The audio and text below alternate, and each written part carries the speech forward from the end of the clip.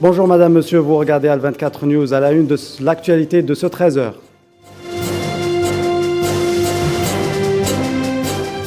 Nouvelle vague de manifestations au Soudan. Des milliers d'opposants au coup d'État sont de nouveau descendus dans les rues de Khartoum. Le bilan serait de 6 morts suite à des altercations avec la police.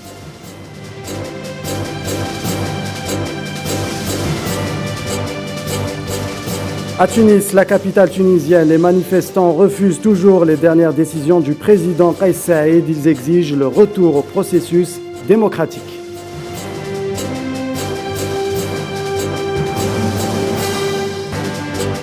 En Libye, Saif al-Islam, fils du président déchu libyen Muammar al-Kadhafi, a présenté dimanche sa candidature officielle à l'élection présidentielle prévue en décembre prochain.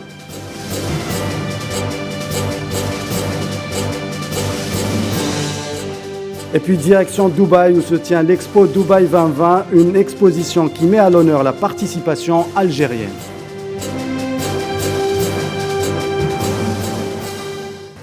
Au Soudan, nouvelle vague de manifestations à travers le pays. Des milliers d'opposants au coup d'État sont de nouveau descendus dans les rues de Khartoum et sa banlieue. Samedi, les forces de sécurité ont tenté de les disperser à coups de grenades lacrymogènes. 6 manifestants auraient été tués.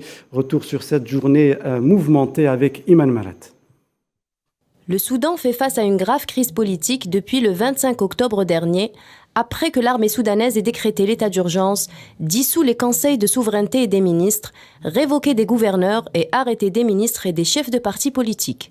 Samedi, des milliers de personnes sont sorties dans les quartiers de Khartoum et dans d'autres États du Soudan pour protester contre ces mesures prises par le général Abdel Fattah al-Burhan. Les forces de sécurité ont tenté de les disperser à coups de grenades lacrymogènes. Selon un syndicat de médecins, au moins 6 manifestants ont été tués. Les autorités soudanaises ont annoncé que plusieurs sièges de la police ont été attaqués et 39 policiers ont été blessés lors de ces manifestations. Selon la même source, les manifestations étaient pacifiques mais avaient rapidement dégénéré. La police a indiqué avoir fait un usage minime de la force et a évité d'utiliser les armes à feu contre les manifestants. Pour rappel, l'armée soudanaise n'a libéré que 4 ministres arrêtés lors du coup de force et le premier ministre renversé Abdallah Hamdok est toujours en résidence surveillée. La communauté internationale appelle à un retour au gouvernement civil d'avant 25 octobre, mais en vain, le gouvernement n'a pas été formé à ce jour. Les Soudanais ont de nouveau battu le pavé, affirmant leur détermination à construire un état de droit. Nous écoutons Mustafa Hassan Mohamed, contacté par Tinhin al-Makassi.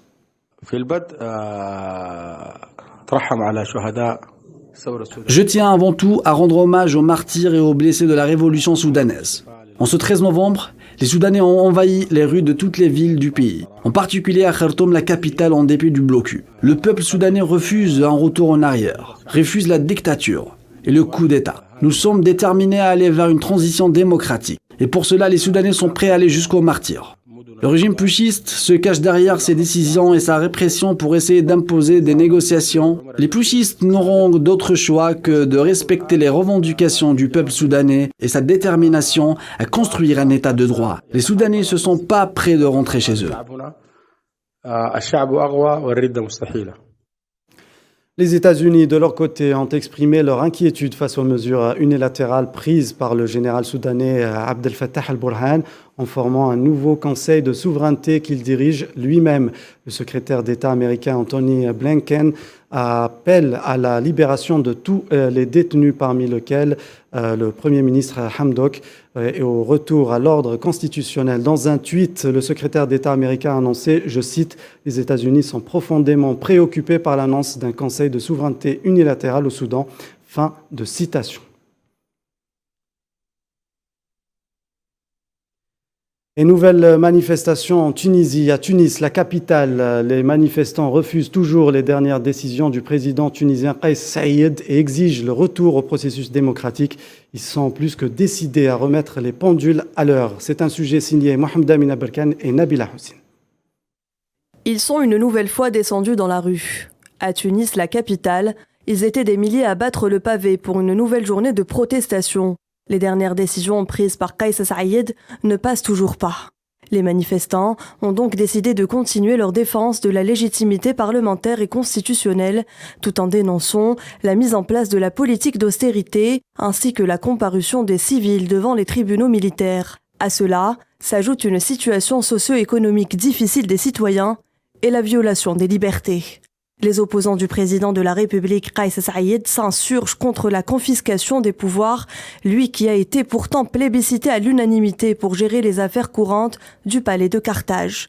Ce sont principalement des sympathisants du parti Ennahda et du mouvement citoyen contre le coup d'État qui organisent cette manifestation à Tunis, la plus importante depuis le 25 juillet. Les appels sur les réseaux sociaux à participer à ce mouvement se sont multipliés ces dernières 24 heures. Le président Kais Saïed avait pour rappel suspendu la constitution tunisienne à l'exception de 2 chapitres et du préambule qui lui accordent le contrôle de la majeure partie de la gouvernance, le droit de légiférer par décret et de réglementer les médias, la société civile et les tribunaux. Après un autre round de contestation, les Tunisiens sont plus que jamais décidés à remettre les pendules à l'heure. Au lendemain de la conférence de Paris dédiée à la Libye, soutenant que le grand scrutin de décembre et de janvier ainsi que le retrait des forces et des mercenaires étrangers sont la seule alternative pour la paix et la transition démocratique, les tensions commencent à se faire sentir, que ce soit sur le front intérieur ou extérieur. Plus de détails avec Tinine El-Makassi. Les vieilles rancunes refont surface en Libye à quelques semaines du grand scrutin présidentiel en décembre et législatif en janvier. Khaled El-Meshri, président du Haut Conseil de l'État, indique que l'institution dont il est le président ne participera pas à ces élections, ajoutant, je cite, que la loi électorale pourrait conduire un criminel à la tête du pays, visant le général Khalifa Haftar, l'homme fort de l'Est, dénonçant notamment le gel de la Cour suprême. Ajoutant que seul un report des élections d'un délai de 3 mois pourrait sauver la Libye d'un scénario catastrophe. Cela dit, l'homme politique libyen affirme que son institution n'aura pas recours à la force pour empêcher la tenue du scrutin et continuera à appeler à le boycotter, rapporte la presse locale. 24 heures seulement après la fin de la conférence de Paris autour de la Libye, plus rien ne va sur le front extérieur. Les rivalités hégémoniques reprennent le dessus. Ainsi, le porte-parole de la présidence de la République turque, Ebrahim Kalin, signale en réponse aux déclarations du président français Emmanuel Macron à l'encontre d'Ankara et de Moscou de retirer sans délai leurs mercenaires de la Libye que les militaires turcs sont en Libye dans le cadre d'un accord avec le gouvernement libyen. Pour la Turquie, ils ne peuvent donc pas être mis sur le même plan que des mercenaires qui y sont emmenés par d'autres pays. Et puis cette information, Saif al-Islam, fils du président déchu libyen Muammar al-Kadhafi, a présenté dimanche sa candidature officielle à l'élection présidentielle prévue en décembre prochain, a indiqué aux médias locaux un responsable de la commission électorale. Saif al-Islam Kadhafi a déposé le dossier de sa candidature à l'élection présidentielle au bureau de la haute commission électorale à Sabha, a déclaré à la chaîne officielle libyenne Al-Rasmiya Abdelhakim Al-Shab, vice-président de la haute commission électorale. L'Institut national d'études stratégiques globales situé à Alger a accueilli hier samedi les travaux d'une journée d'études consacrée au conflit sahraoui, un an après la violation du cessez-le-feu par l'armée d'occupation marocaine le 13 novembre 2020. Plusieurs conférences ont été présentées sous l'intitulé El Gargarat, un an après. Sofiane Baroudi nous revient dessus. Les armes grondent depuis la rupture du cessez-le-feu par l'armée d'occupation marocaine le 13 novembre 2020 à Karkarat. Après un mot d'ouverture de la journée d'études prononcé par le directeur général de l'Institut d'études stratégiques globales, l'ambassadeur de la République arabe sahraoui démocratique est revenu sur l'analyse du conflit depuis la reprise des combats. À cette occasion, il a développé les raisons profondes du mutisme arabe. Il a ainsi expliqué les véritables motivations qui animent le soutien acharné des pays du Golfe à la politique du fait accompli colonial menée par le régime marocain. Le régime marocain utilise des arguments fallacieux afin d'isoler la lutte du peuple combattant du Sahara occidental envers l'opinion arabe. Le Maroc prétend que nous sommes séparatistes et que nous menaçons l'intégrité territoriale du monde arabe déjà divisé. Les royaumes du Golfe sont sensibles à ce genre de discours, mais il s'agit en réalité d'un réflexe de solidarité entre les régimes monarchistes de la région qui essayent ainsi de se protéger les uns les autres. La rhétorique du séparatisme n'a pas lieu d'exister puisque par définition, il faut faire partie d'un tout pour prétendre s'en séparer. Or, nous n'avons jamais été une partie du Royaume du Maroc et ce fait est établi par preuve à l'appui, comme vous le savez. Le docteur Ahmed Ademi a pour sa part expliqué la stratégie expansionniste qui sous-tend à l'action du Makhzen marocain à la lumière des événements liés à la volonté de contrôle de la brèche illégale de Galgalat. Il a dans le sillage fait une analogie entre la politique de la monarchie en Afrique du Nord et celle menée par l'entité sioniste au Moyen-Orient. L'Algérie ne convoite ni les territoires marocains ni les terres mauritaniennes, comme elle n'a aucune prétention d'expansion sur le Sahara occidental. Mais en parallèle, il y a un régime qui gouverne un pays et qui est connu pour sa similarité avec l'entité sioniste. En effet, l'État sioniste est la seule entité qui n'a pas de limite territoriale définie. C'est pareil pour la monarchie marocaine qui ne dispose toujours pas de frontières clairement établies. Le professeur Mustafa Saïd a analysé les conséquences sécuritaires, diplomatiques et stratégiques après l'assaut de l'armée d'occupation marocaine contre des civils à Kalkala. Il a ainsi expliqué les tenants et aboutissants de la nouvelle donne régionale et internationale. La patrie arabe a entièrement basculé dans le camp de la normalisation. L'Algérie reste la dernière forteresse du refus et de la résistance à l'expansion du courant sioniste. Il y a donc dans ce contexte la possibilité pour une guerre d'usure. Il faut calculer toutes les probabilités dans la mesure où ce type de guerre peuvent être invisibles. Je reviendrai ici sur le scénario de la guerre Iran-Irak et je vais citer l'ancien secrétaire d'État américain Henry Kissinger qui avait déclaré « Nous ne voulons ni vainqueurs ni vaincus. Notre objectif est de parvenir à détruire les deux puissances régionales pour servir l'intérêt de la montée en puissance des ambitions sionistes dans la région. » C'est malheureusement ce qui s'est produit, comme nous pouvons le constater. Enfin, les travaux ont été clôturés après un débat riche sur une note de détermination des soutiens sans faille au peuple combattant du Sahara occidental dans sa lutte pour le recouvrement de ses droits légitimes. La ministre sud-africaine des Relations internationales et de la coopération est en visite de 3 jours à Alger, reçue par le président algérien Abdelmadjid Tebboune. L'entretien a été axé sur les différents défis et questions régionales et internationales, notamment en ce qui concerne les causes palestiniennes et sahraouis. De son côté, le ministre algérien des Affaires étrangères, Lamtan Lamamra, a mis l'accent samedi sur la nécessité de consentir davantage d'efforts pour libérer l'Afrique du néocolonialisme et trouver des solutions africaines aux problèmes africains au service des peuples de la région, en réaffirmant la position constante de l'Algérie soutenant les causes justes des peuples. En Syrie, 13 combattants pro-gouvernement syriens ont été tués samedi dans une embuscade tendue par le groupe État islamique dans l'est de la Syrie, a indiqué l'Observateur syrien des droits de l'homme. L'embuscade a été menée alors que les combattants pro-gouvernement étaient en train de ratisser le secteur, selon Rami Abdelrahman, directeur de l'ASDH. Ce bilan est le plus élevé parmi les forces du gouvernement syrien et pro-gouvernement ces 5 derniers mois. Au Liban, les incendies ont fait un mort et plusieurs personnes asphyxiées dans la région de Tyr. De nombreux espaces verts ont pris feu samedi à travers le territoire libanais en raison d'une part de température élevée malgré le début de l'automne et pour de possibles raisons criminelles, selon le ministre de l'Intérieur, Bassam Maoulaoui. L'un de ces sinistres a provoqué la mort d'un ouvrier égyptien, a déploré le ministre. La plupart des incendies ont été rapidement maîtrisés, même si des foyers d'incendie étaient toujours signalés tard dans la soirée.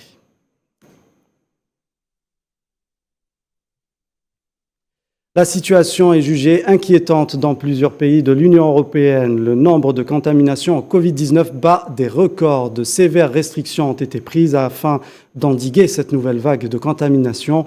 En Lituanie, par exemple, le Parlement letton a voté en faveur d'une loi qui empêche les députés qui ne sont pas vaccinés contre le Covid-19 de voter, de participer au débat et de toucher un salaire. En Bulgarie, malgré une situation sanitaire préoccupante liée au Covid, le pays s'apprête à élire son nouveau président. Rumen Radev semble bien placé pour conserver son poste. C'est la 3e fois en 7 mois que les Bulgares sont appelés aux urnes dans un pays ravagé par le Covid-19. Le pays compte 200 morts par jour. Les hôpitaux sont débordés alors que moins d'un quart de la population est vaccinée.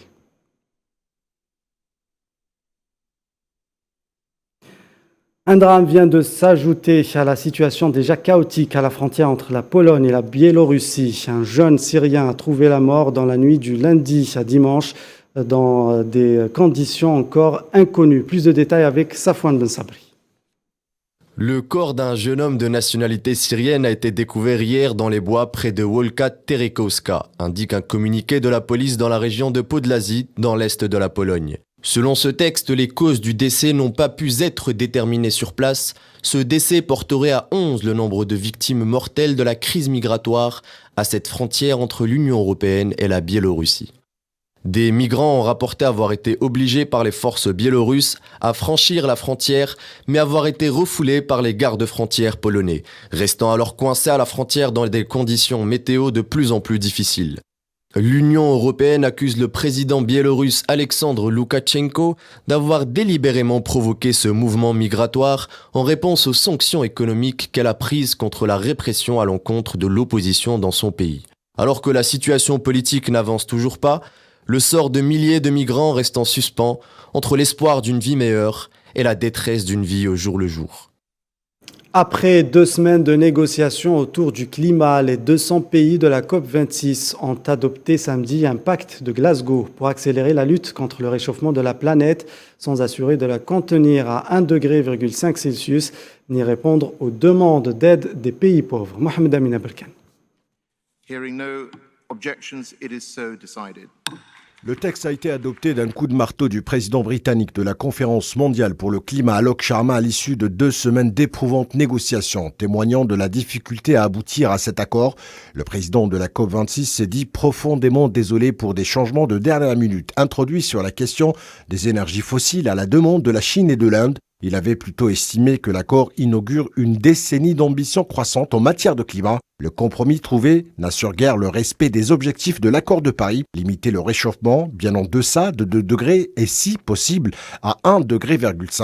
Les experts avertissent régulièrement que chaque dixième de degré compte, alors que se multiplient déjà les catastrophes liées au changement climatique, inondations, sécheresses ou canicules avec leur cortège de dégâts et de victimes. Le dossier explosif de cette COP26 est l'aide octroyée aux pays pauvres, un dossier qui a failli faire dérailler les négociations. Amadoué par les promesses toujours non tenues des plus riches de porter à partir de 2020 leur aide climat aux pays pauvres à 100 milliards de dollars par an. Les pays du Sud, les moins responsables du réchauffement, mais en première ligne face à ces impacts. Les pays développés, au premier rang, à leur tête les États-Unis, redoutent de possibles conséquences juridiques si sont fermement opposés. La conférence mondiale sur le climat a débouché sur des pas en avant bienvenus, mais ce n'est pas assez pour sauver la planète. C'est un test décisif pour le gouvernement d'Alberto Fernandez en Argentine. Les électeurs sont appelés aux urnes pour des législatives partielles qui permettront de renouveler la moitié des sièges de la Chambre des députés et le tiers du Sénat. Le président Alberto Fernandez et son équipe se présentent en position de faiblesse après la lourde défaite subie en septembre aux primaires qui sont une sorte de répétition générale des législatives. Les sondages donnent la coalition centriste d'opposition Juntos por el Cambio gagnante au niveau national. Direction Dubaï à présent, où se tient l'Expo Dubaï 2020, une exposition qui met à l'honneur la participation algérienne à travers un pavillon qui suscite la curiosité des visiteurs. Plus de 150 000 depuis le début de cet événement mondial le 1er octobre. Kherdin Batash. Déconcertant d'originalité et de réalisme, le pavillon algérien a déjà accueilli plus de 150 000 visiteurs depuis le début de l'Expo Dubaï 2020. Dans une structure inspirée d'une Casbah, vous êtes invité à vous lancer dans un voyage qui vous fera découvrir les points de vue, les sons, les personnages, l'histoire et les aspirations futures de l'Algérie. Ce voyage aux entrailles de la civilisation algérienne commence par la traversée d'une grande cour, ou Staddar. Habits traditionnels et autres produits de l'artisanat embellissent des allées bondées de monde. Découverte pour les uns, retour aux sources pour les autres. Dès le début du circuit, on est confronté au passé et aux différentes et multiples civilisations qui se sont succédées en Algérie et qui ont fait la richesse historique de ce pays. 3 ans que je n'ai pas eu l'occasion de retourner en Algérie. Pour moi, c'est vraiment une opportunité de venir à l'exposition et de voir le pavillon algérien. D'une, parce que du coup, ça nous rapproche indirectement de notre pays, de mon pays. Entre Zorna et Haouzi, le visiteur appréciera entre autres quelques notes musicales estampillées répertoire algérien. D'autres stations historiques, archéologiques et anthropologiques vous interpelleront au fur et à mesure que vous avancerez dans les dédales du pavillon, en passant du nord méditerranéen au Sahara des dunes et des cavernes. L'Algérie vue d'ailleurs et par autrui, notamment à travers une fresque murale d'interaction permettant à tout un chacun de partager ses impressions et son ressenti au travers de l'expérience Algérie à l'Expo Dubaï 2020. Dans le cadre de ses activités à l'étranger, le Premier ministre algérien, ministre des Finances, Ayman Ben Abdelrahman, se rend aujourd'hui aux Émirats Arabes Unis pour prendre part à la 17e édition du Salon aéronautique de Dubaï, qui en l'espace de 4 jours se transforme en une véritable Mecque des avions. Le Dubaï Air Show revient après une année 2020 catastrophique pour le monde de l'aviation. Les vols internationaux ont été les plus touchés avec une chute de trafic à hauteur de 69%. En dépit d'une situation pandémique complexe qui s'ajoute à d'autres obstacles croissants, l'économie européenne devrait poursuivre son développement d'ici 2023, souligne la Commission européenne dans ses prévisions économiques de l'automne 2021. Les précisions avec Mohamed Wali Ben Chaben. Selon les prévisions économiques de la Commission européenne de l'automne 2021, l'économie de l'Union européenne devrait poursuivre son essor et enregistrer des taux de croissance de 5% en 2021, de 4,3% en 2022 et de 2,5% en 2023. Cependant, le taux de croissance de la zone euro devrait être identique à celui de l'Union européenne en 2021 et en 2022 et s'élever à 2,4% en 2023. En outre, selon les prévisions de Bruxelles, le taux d'emploi dans l'Union européenne devrait croître de 0,8% l'année en cours, de 1% en 2022 et de 0,6% en 2023. Il devrait dépasser son niveau d'avant la crise l'année prochaine et passer à une phase d'expansion en 2023. L'exécutif européen précise que ces perspectives dépendent fortement de 2 facteurs. L'évolution de la pandémie de Covid-19 en premier lieu et le rythme auquel l'offre s'adapte au redressement rapide de la demande après la réouverture de l'économie.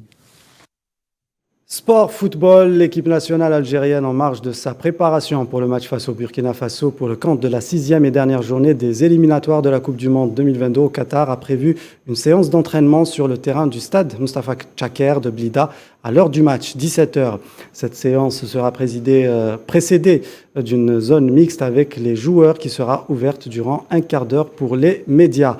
Et en parlant des qualifications en Coupe du Monde, 6 nations ont déjà validé leur billet pour le Qatar.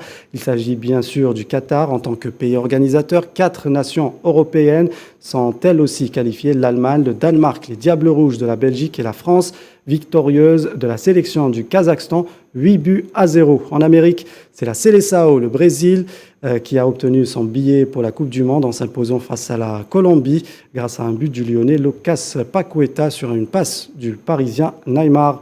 En Afrique, il faudra encore attendre les matchs barrages prévus au mois de mars pour connaître les 5 représentants du continent africain. Culture à présent s'intéresse au livre. La 40e foire internationale du livre de Sharjah s'est vue décerner le titre de la plus grande foire du livre au monde. Plusieurs éditeurs et auteurs de différents pays participent. L'Algérie aussi est au rendez-vous. Amira Becha. La 40e foire internationale du livre Sharjah aux Émirats Arabes Unis, organisée à l'Expo Centre Sharjah.